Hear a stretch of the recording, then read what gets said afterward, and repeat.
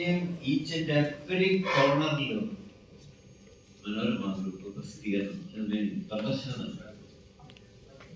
അത് തൃശ്ശൂരിലുള്ള നമ്മൾക്ക് നമ്മുടെ കൺമുമ്പിൽ കണ്ടുപോയതാണ്. അതായത് 9 കിലോമീറ്റർ വരെ ആൾക്കാർ ക്യൂ നിന്നിട്ട് ഈ ഫോട്ടോഗ്രാഫേഴ്സിന് വെൽ സെറ്റ് അത്രയും ഭംഗിയായിട്ട് അവരത് അറേഞ്ച് ചെയ്തു.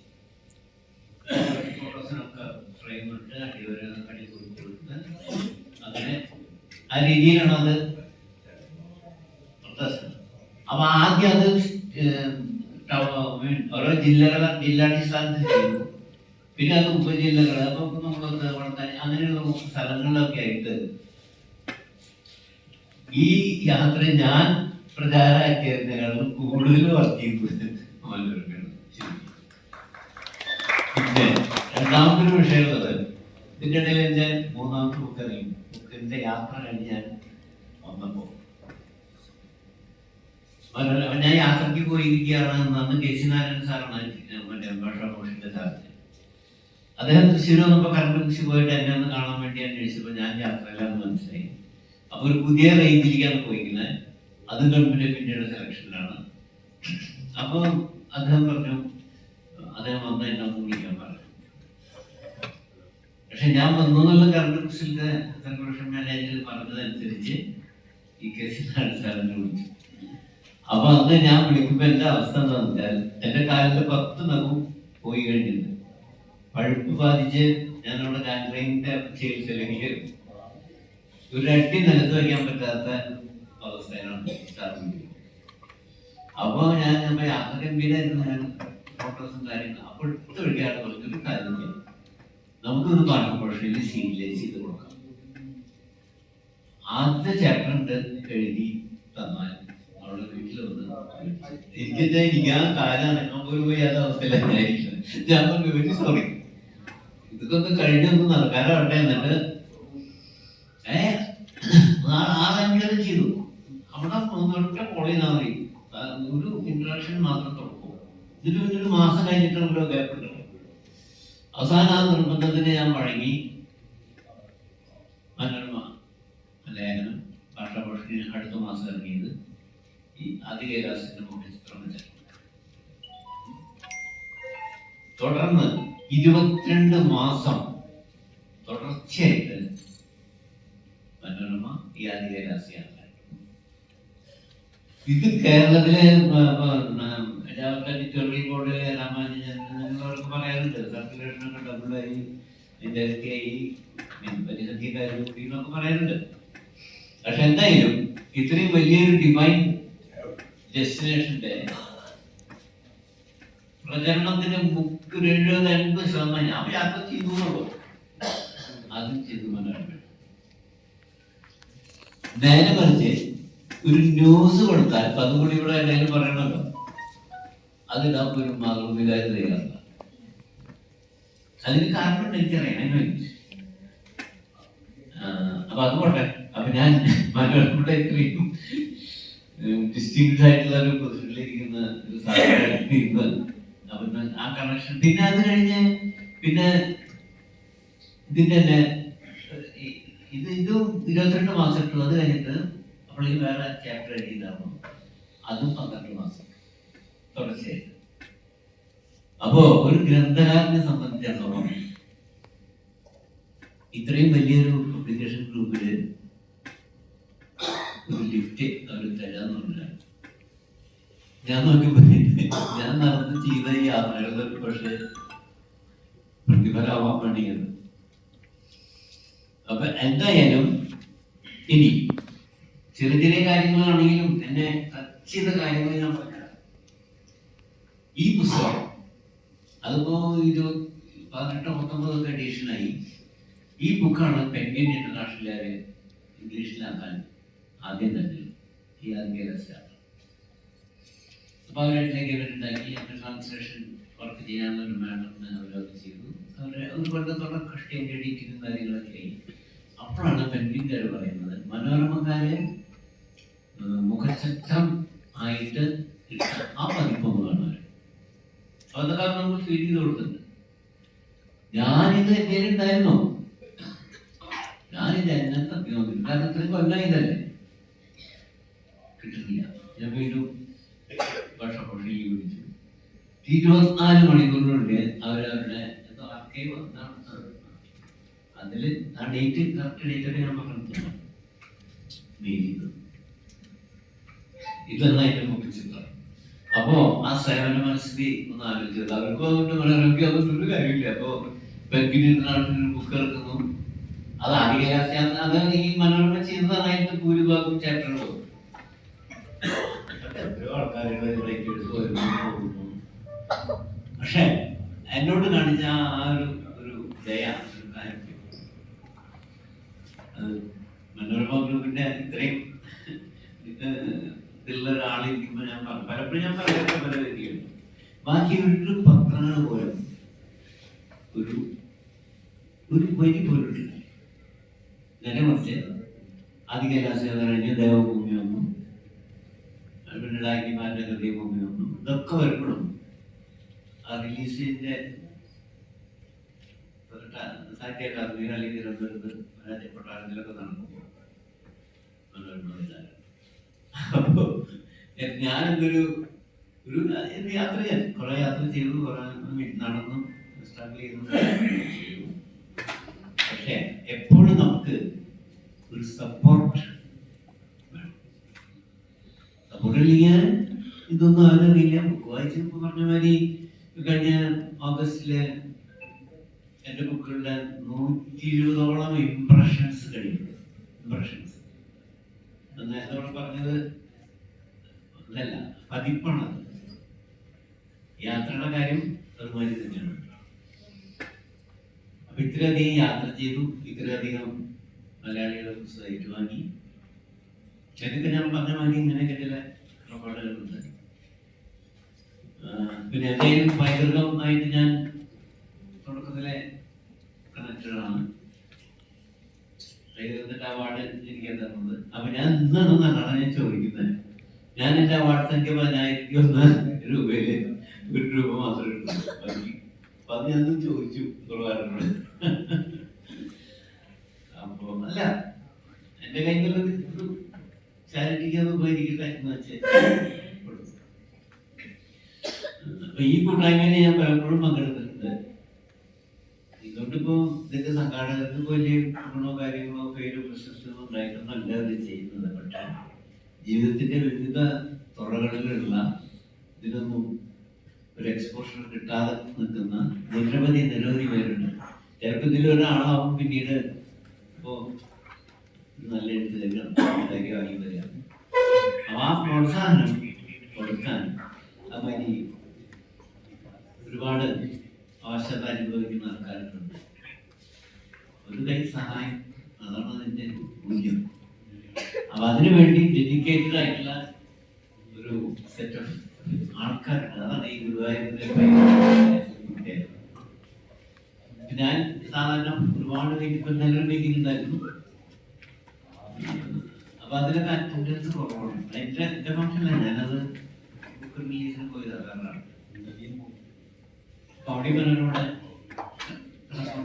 കോളേജിനോടായിട്ട് അപ്പൊ ഞാൻ പറഞ്ഞത് വേറെ തരത്തിലുള്ള ഈ കേരളത്തിൽ ഈ പ്രദർശനം നടത്തിയത് 3-5 മാസം നടത്തി മനോരമ. ആപ്പോ ഇങ്ങനെ ഒരു ഇത്രയും കൈലാസങ്ങളുണ്ട്, ഇങ്ങനെ ഒരു സ്ഥലം എടുക്കുന്നത്. ഞാൻ ഈ യാത്രയ്ക്ക് മുമ്പ് ഞാൻ അന്ന് ഞാനിവിടെ പ്രിയ എഡിറ്റോറിയൽ ബോർഡില് തുഷാരി മാഷും കൂടെ വർക്ക് ചെയ്തു, മാഷ സഹായി. അപ്പൊ എനിക്ക് ഗവൺമെന്റിന്റെ സെലക്ഷൻ കിട്ടിയത് ഞാൻ ഈ മീറ്റിംഗിൽ പറഞ്ഞപ്പോ അത് അക്കിത്തം തിരുവരുണ്ട്, പുതൂർ കൃഷ്ണനുണ്ട്, പിന്നെ ചോലി കൃഷ്ണൻകുട്ടി, ലീലാവതി ടീച്ചർ, ശ്രീധരവാരത്ത്, ഇങ്ങനെയുള്ള എഡിറ്റോറിയൽ ബോർഡില് എല്ലാവരും പറഞ്ഞു ഇതൊന്നുമില്ല മാഷേ. അതായത് തുഷാരി മാഷോട് പറയണു, ഇതൊക്കെ ഏതോ യുഗത്തില് കാളിദാസന്റെ കാലത്തൊക്കെ ഉണ്ടായിരുന്നിരിക്കും അമ്മി. അപ്പൊ ആ നിർത്തിയിരുന്ന സ്ഥലം കാണാൻ കൊണ്ടുപോകും എന്നുള്ളൊരു ഐഡിയ ആണ്. പക്ഷെ ധൈര്യപൂർവ്വം പുറപ്പെട്ടു. അവിടെ ചെന്ന് പോയി സ്ഥലം ഉണ്ടാക്കിയിട്ടുണ്ട്. പിന്നീട് ഈ 5 കൈലാസം പറ്റിയുള്ള ശ്രമമായി അതും ചെയ്തു. ഞാൻ ഈ കോവിഡിന് മുമ്പ് ആ ഒരു പർട്ടിക്കുലർ യാത്ര കഴിഞ്ഞ് ഞാൻ കോഴിക്കോട് സ്റ്റേഷനിൽ എത്തിയിട്ടുണ്ട്. അന്ന് കാലത്ത് പേപ്പറിൽ കോവിഡ് കടന്നിരിക്കുന്ന ആ പോയ യാത്ര ഇന്ത്യ പാകിസ്ഥാൻ ബോർഡറാണ്. ഗീർനാർ. ഈ ഗീർനാറിനെ കുറിച്ചൊക്കെ നമ്മുടെ ആൾക്കാർ വളരെ കുറച്ചേ കേട്ടിട്ടുള്ളൂ. തന്നെയല്ല, ഈ ഗീർനാറിൽ ഒരു പ്രത്യേകത ഉണ്ടായിട്ട് ഈ കാശ്മീർ വിഷയത്തിൽ ഇന്ത്യ പാകിസ്ഥാൻ യഥാർത്ഥത്തിൽ അതിന്റെ വസ്തുത എന്താണെന്ന് ഈ ഗീർനാറിലെ നവാബ് ഇന്ത്യക്ക് സ്വാതന്ത്ര്യം കിട്ടിയപ്പോൾ പാകിസ്ഥാനായിട്ട് എഗ്രിമെന്റ് ഉണ്ടാക്കി പാകിസ്ഥാനിൽ ചേർന്നോളൂ, ഫണ്ടും കാര്യങ്ങളും എന്തൊക്കെയോ കൊടുത്തു, പുള്ളി സ്വീകരിച്ചു. പക്ഷെ കാശ്മീർ രാജാവ് ഹരി സിംഗ് ഇന്ത്യൻ യൂണിയനിൽ ചേർന്നില്ല. അത് പറ്റിക്കുന്നു. ഹൈദരാബാദിലെ നൈസാമും പറ്റിക്കുന്നു. റാംപൂർ നമ്മുടെ കേരളത്തിന്റെ ഒന്ന് പഠിച്ചു നീല ലാസ്റ്റ് എടുത്തത്. അപ്പൊ ഈ കാശ്മീർ രാജാവ് ഇൻഡിപെൻഡന്റ് ആയിട്ട് നിൽക്കുന്ന കാലത്താണ് പാകിസ്ഥാൻ അവരുടെ ജീവിതത്തിലെ ഏറ്റവും വലിയ മണ്ഡലം കാണിച്ചത്. ഒരു കാശ്മീർ രാജാവിനെ ഹരിസിംഗ് ഇന്ത്യല്ല, ഇവിടെയാണ് നമ്മുടെ ചരിത്രം വളർത്തിയെടുത്ത് കിടക്കുമെന്ന് ഞാൻ പറയാനുള്ളത്. പാകിസ്ഥാൻ ഒരിക്കലും ഇന്ത്യ ആക്രമിച്ചില്ല. ഈ വിഷയത്തിൽ ഹരിസിംഗിനെ ആക്രമിച്ച് ഒരു 6-7 കിലോമീറ്ററോളം ഹരിസിംഗിന് അപ്പോ ആർമിയും കാര്യങ്ങളൊന്നും ഇല്ലാതെ ഇന്ത്യയോട് സഹായം ചോദിച്ചു. അപ്പോഴാണ് സർദാർ പട്ടേലും ഇവരൊക്കെ കൂടി ആലോചിച്ച് ഫോഴ്സ് ഇറക്കി പാകിസ്ഥാനെ തടഞ്ഞു. അന്ന് അവർ 6 കിലോമീറ്റർ സ്ഥലം പിടിച്ചിട്ടുണ്ട് ഹരിസിംഗിനെ. അത് ഇന്ത്യ കുറെ മോചിപ്പിച്ചു, ബാക്കിയുള്ളവരെ അതാണ് ഈ ആസാം കാശ്മീർ. പക്ഷെ നമ്മുടെ ഭാഷ എന്താണ്? പാകിസ്ഥാൻ ഇന്ത്യ ആക്രമിച്ച് പോകും. ഇത് തെറ്റാണത്. കാരണം ഒരിക്കലും ചരിത്രം അതിന്റെ ശരിയായ രീതിയിൽ മനസ്സിലാക്കണം. ഈ നവാബിനെന്തായി ജുനാഗഡിന്റെ ഗീർനാറിലെ നവാബിനെന്തായി സർദാർ പട്ടേലും വിപിനും കൂടി ഭീഷണിപ്പെടുത്തി ബൈ ഫോഴ്സ് ഇന്ത്യ യൂണിയനിലേക്ക്. അപ്പൊ അത് പാകിസ്ഥാൻ ക്ഷമിക്കാൻ പറ്റുന്ന ഒരു വിഷയമല്ല. കാരണം എല്ലാം കൊടുത്ത് എഗ്രിമെന്റ് ഒക്കെ ഉണ്ടാക്കി അതിൽ ചേർന്നതാണ്. അവരെയാണ് ഈ ഗീർനാറിനെ ആക്രമിച്ച് ഇന്ത്യ. അപ്പൊ ഇതൊന്നും ഞാൻ നമ്മുടെ ചരിത്രങ്ങൾ വായിച്ചു നോക്കുമ്പോൾ അപ്പൊ എന്തിനാ അങ്ങനെ വിളിക്കുന്നത്? കാരണം ഇങ്ങനെയൊക്കെയുള്ള പല ആക്രമണങ്ങളും കൂട്ടിച്ചേർക്കലുകളും അലക്സാണ്ടർ ഗ്രേറ്റുള്ള കാലത്ത് തൊട്ടും എത്രയോ സ്ഥലങ്ങളിൽ നടന്നിരിക്കുന്നു. പക്ഷെ ഇപ്പോഴും ഭാഷ എന്താണ്? പാകിസ്ഥാൻ ഇന്ത്യ തമ്മിലുള്ള പ്രശ്നം പാകിസ്ഥാൻ ഇന്ത്യ അല്ല. അപ്പൊ അങ്ങനെയുള്ള ചരിത്രങ്ങളുണ്ട്. അപ്പൊ ആ സ്ഥലം ഈ ഗീർനാറിലെ നവാബ്, ഗീർനാറിനാണ് അന്നത്തെ പേരായിട്ട്, ജുനാഗഡിനാണ് ഇപ്പോഴത്തെ പേര്. ഈ ജുനാഗഡിലാണ് ഞാൻ ഈ ലാസ്റ്റ് പോയ മഹാത്മകൾ.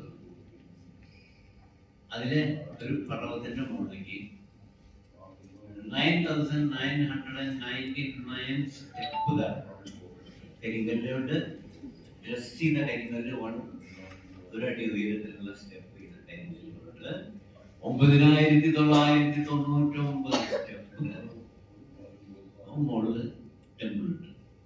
പോണ വഴിക്ക് വിശ്രമിക്കാനുള്ള ചെറിയ സ്ഥലങ്ങളൊക്കെയുണ്ട്. അവിടെ ദത്താത്രേയ മഹർഷിയുടെ സമാധി പ്രതിഷ്ഠിക്കുക. ബാക്കി ഉപക്ഷേത്രങ്ങളൊക്കെ ഉണ്ട്. ബട്ട് ആരെങ്കിലും പോകാൻ ആഗ്രഹിക്കുന്നുണ്ടെങ്കിൽ അവർ പോയാൽ ഒരു കാര്യം ശ്രദ്ധിക്കേണ്ടത് താജ്മഹലിനെ വെല്ലുന്ന നിർമ്മിതിയാണ് ഈ പർവ്വതത്തിന്റെ. ഞാൻ അന്തം പക്ഷെ ഫോട്ടോ എടുക്കാൻ സമ്മതിക്കുന്നില്ല എങ്കിലും കുറച്ചൊക്കെ അതിൽ വിഷയം തന്നെ ഒരു പിങ്ക് കരിങ്കല്ലോട്ടാണ് ഈ ക്ഷേത്രത്തിൽ. ആ പ്രദേശത്തൊന്നും ഇതുമായിട്ടുള്ള കരിങ്കല്ലില്ല. പൂജാരിമാരും പറഞ്ഞു ഒക്കെ കറുത്ത ബ്ലാക്ക് കരിങ്ങായിട്ട് അങ്ങനെയുള്ള ഇതുണ്ട്. അപ്പൊ അതെവിടുന്ന് കൊണ്ടുവന്നു ഇത്രയും ഈ ഇന്ന് ക്രെയിൻ ഉണ്ടെന്നും അത്രയും പുരോഗമനം വന്ന സമയമാണ്. വിഞ്ചോ അതൊക്കെ ഉണ്ടാക്കി ക്രെയിൻ ഉപയോഗിച്ച് കളി. അന്ന് ഇതൊന്നും ഇല്ലാത്ത കാലത്ത് ഈ 9,999 സ്റ്റെപ്പ് കയറിയിട്ട് ഇത്രയും ബൃഹത്തായ ഒരു അമ്പലം ഉണ്ടാകുന്നില്ലേ?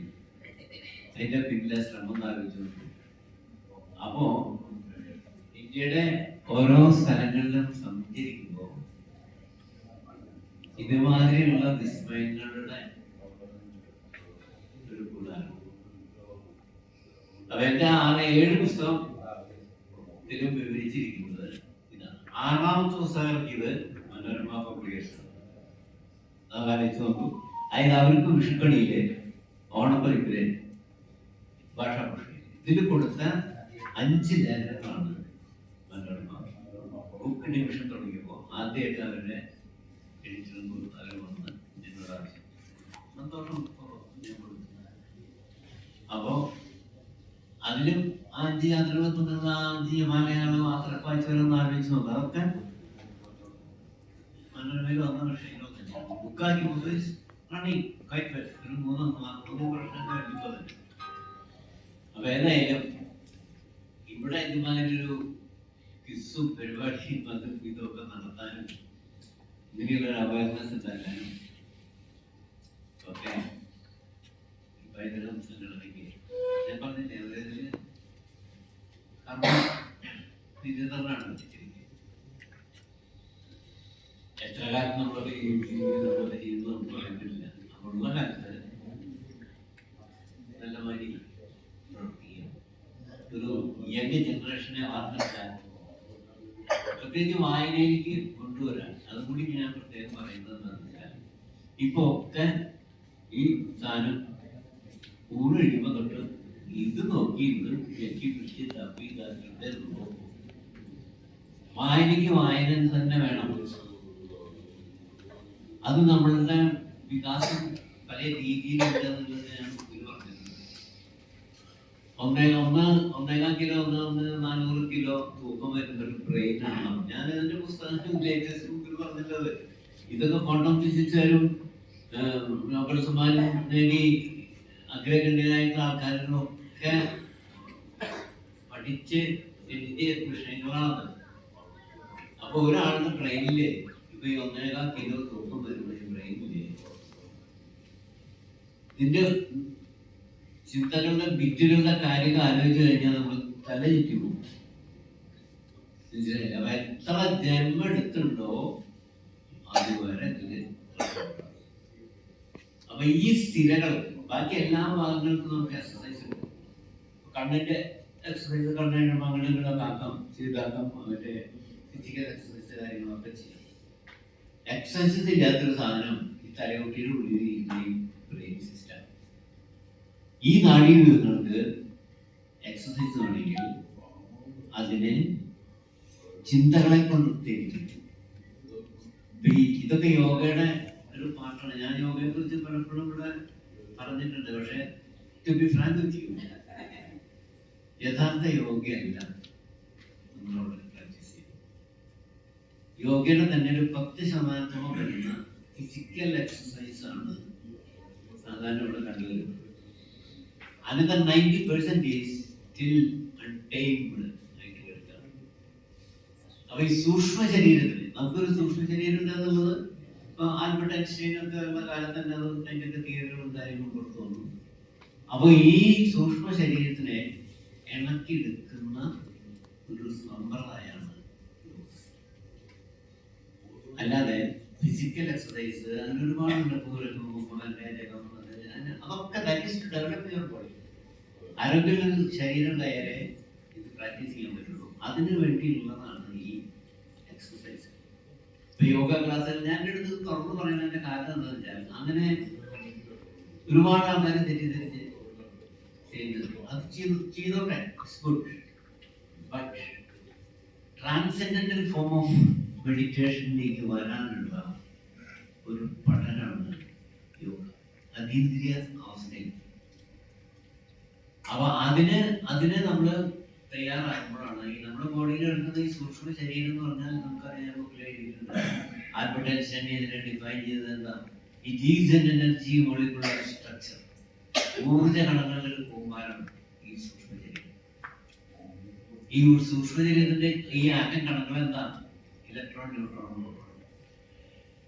ഇതൊക്കെ marks Planck, Woodroffe, call Sagan ഒക്കെ നോബൽ സമ്മാനം 2014 വരെ ഇതിന്റെ പേരിലാണ് നോബൽ സമ്മാനം കിട്ടിയത്. അപ്പൊ ഇത്രയും പഠനങ്ങളും കാര്യങ്ങളും നടന്നിട്ടും നമ്മുടെ ജനറേഷൻ ഓഫ്കോഴ്സ് ഈ 10% ഈ ഫിസിക്കൽ എക്സസൈസിന് ഞാൻ ഒരിക്കലും നിരുത്സാഹപ്പെട്ടില്ല. കാരണം അത് ആരോഗ്യം മെയിൻറ്റെയിൻ ചെയ്യാനുള്ളൊരു പ്രാക്ടീസാണ്. പക്ഷെ അത് കഴിഞ്ഞിട്ട് ഒറിജിനൽ ഫോം ഓഫ് മെഡിറ്റേഷൻ, ഒരു ട്രാൻസെൻഡന്റൽ ഫോം ഓഫ് മെഡിറ്റേഷനിൽ എത്തണമെങ്കിൽ ഇറ്റ് ടേക്സ് നിയർലി 8.5 years, 8-9 വർഷമാണ്. ഈ ഭഗവത്ഗീതയൊക്കെ നമ്മളെല്ലാവരും വായിക്കുന്നുണ്ട്, അതൊക്കെ അറിയാം, എല്ലാവർക്കും അറിയാം. ഇതിൽ അർജുനോട് പറഞ്ഞിട്ടത് ഞാനിപ്പോ പല സ്ഥലത്തും കോട്ട് ചെയ്യുമ്പോഴാണ് അവർ നോക്കുന്നത്. ഈ രീതിയിൽ അർജുനനാകെ ഡെസ്പറായിട്ട് നടക്കുന്ന ആ കാലത്ത് കൃഷ്ണൻ പറഞ്ഞിട്ട് യോഗ പ്രാക്ടീസ് ചെയ്ത് മനസ്സിനെ ഏകാഗ്രതയൊക്കെ പറഞ്ഞു. അങ്ങനെ ഒരു 5-6 മാസം കഴിഞ്ഞപ്പോ അർജുനൻ പറഞ്ഞു, ഇല്ല കൃഷ്ണൻ, എന്നെ കൊണ്ട് ഒന്നും പറ്റില്ല. അത് ഞാൻ അതിന് ശ്രമിക്കുമ്പോഴൊക്കെ പതറിപ്പോവാണ്. അതിന് പറഞ്ഞ ശ്ലോകങ്ങളുടെ ഭഗവത്ഗീതയിലെ ചഞ്ചലം ഹി മനഃ കൃഷ്ണ പ്രമാദം തസ്യാഹം ന നിഗ്രഹം മന്യേ വായോരിവ സുദുഷ്കര. ഞാൻ എത്രത്തോളം അതിനെ മനസ്സിലാക്കാനും നിയന്ത്രിക്കാനും ഒരുമ്പോഴും എന്റെ മനസ്സൊന്നും ചാടിപ്പോയി. അപ്പോ സുഹൃത്ത് കൃഷ്ണൻ പറഞ്ഞ മറുപടി എന്താ? അസംശയം മഹാബാഹോ മനോദുർനിഗ്രഹം ജലം. നീ പറഞ്ഞതിൽ യാതൊരു തെറ്റില്ല, പറഞ്ഞു ശരി. പക്ഷേ അഭ്യാസേന തു ഗൗരേയ വൈരാഗ്യേണ ച ഗൃഹ്യതേ. പക്ഷേ അഭ്യാസേന, പ്രാക്ടീസ് കൊണ്ട് സാധിക്കും. അപ്പൊ ഇതന്നെയാണ് വേദവ്യാസം ഈ പുരാണങ്ങളിലും ഇതിഹാസങ്ങളിലും ഒക്കെ നമുക്ക് വിവരിച്ചത്. പക്ഷെ ഇവിടെ ഇന്ന് ഞാൻ അങ്ങനെയുള്ള ഞാൻ കുറ്റം പറയില്ല, അവർക്ക് അത് അറിയണമെങ്കിൽ ആരെയും കുറ്റം പറഞ്ഞ കാര്യമില്ല. പക്ഷെ അതല്ല യഥാർത്ഥ യോഗ അഭ്യസിപ്പിക്കാൻ അതിന് ശ്രമിച്ചാൽ അതൊരുപാട് ഗുണം ചെയ്യും, ഒരുപാട്. അത് നമുക്ക് നമ്മുടെ സറൗണ്ടിങ്സിലുള്ളവർക്ക്, നമ്മുടെ ബന്ധുമിത്രാദികൾക്ക് എല്ലാം. അപ്പൊ ആ രീതിയിൽ വേണം ഇതിനെ പഠിപ്പിക്കാൻ. അതിന് ആപ്റ്റായിട്ടുള്ളൊരു മാഷ്, അധ്യാപകൻ പിന്തുണയ്ക്കില്ല. ഗന്ധനോട്ടത്തിൽ അതിന് അധികം ആൾക്കാരൊന്നും ഇവിടെ. ഏതായാലും ഈ സായാഹ്നം വളരെ ധന്യമായ ഒരു ഡെസ്കില് നല്ലൊരു ടീമും നല്ലൊരു ക്രൗഡൊക്കെ ആയിട്ട് നമ്മളതിനെ കഴിച്ചു. എന്തായാലും എന്നെ ഓർമ്മയിൽ എന്നെ വിളിച്ചതിന് ഒരിക്കൽ കൂടി നന്ദി പറയുന്നു. നന്ദി, നമസ്കാരം.